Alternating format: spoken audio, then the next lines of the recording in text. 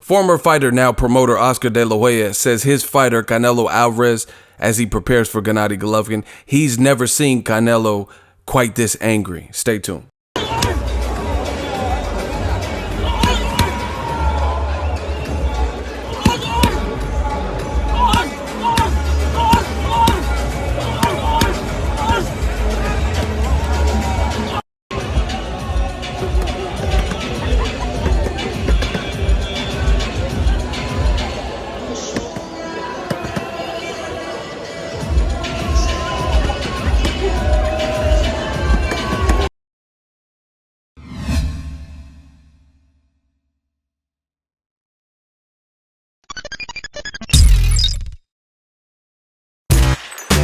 Boxing Ego here. If you like this video, make sure you hit the like button and also subscribe to the channel and hit the bell icon on the top of your screen to get notified when the latest new content drops.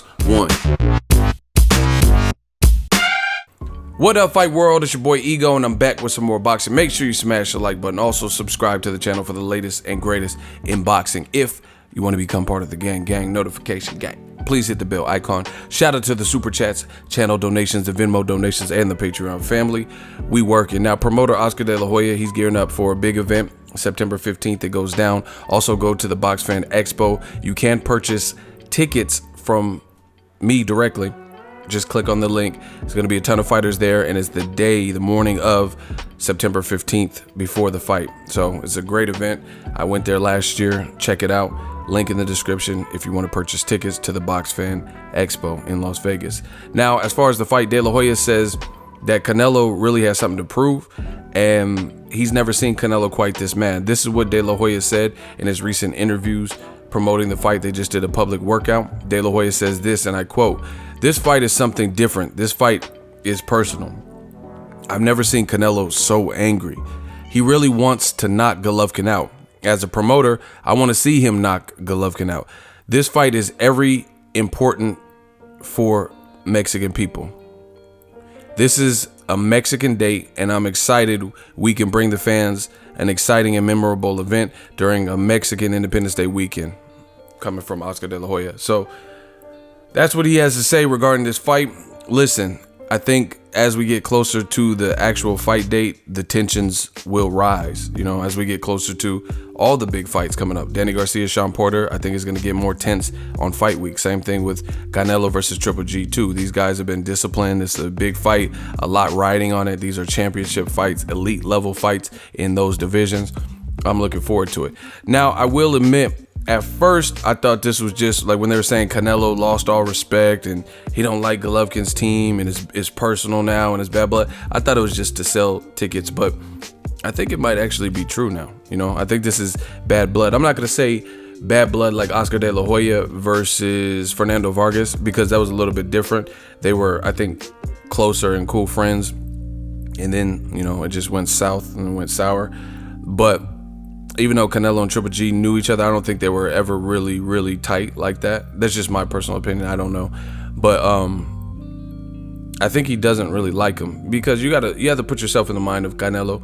And he went through something severe, you know, career damaging, failed 2 drug tests. People are like, oh shit, this dude's a cheat, you know. And to make matters more fucked up and to make matters worse, you had Abel Sanchez and Triple G. They used the opportunity to try to shit on Canelo even more, you know, and like say, he's cheating, and no, muscle injections. We knew he was cheating in the first fight, and just really damage and put the nail, you know what I mean, drive the nail into the coffin more. So I could see why Canelo would be pissed, because if what he is saying is true, and I'm not saying I believe it, I don't know, you know, maybe he's juicing, maybe he didn't, you know.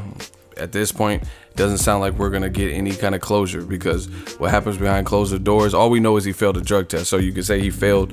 As far as the true reason why he failed, it's all speculation. You know, it's easy to say, oh yeah, he fucking failed because he was trying to cheat, but you know, he has this convenient excuse. So I'm not even going down that path.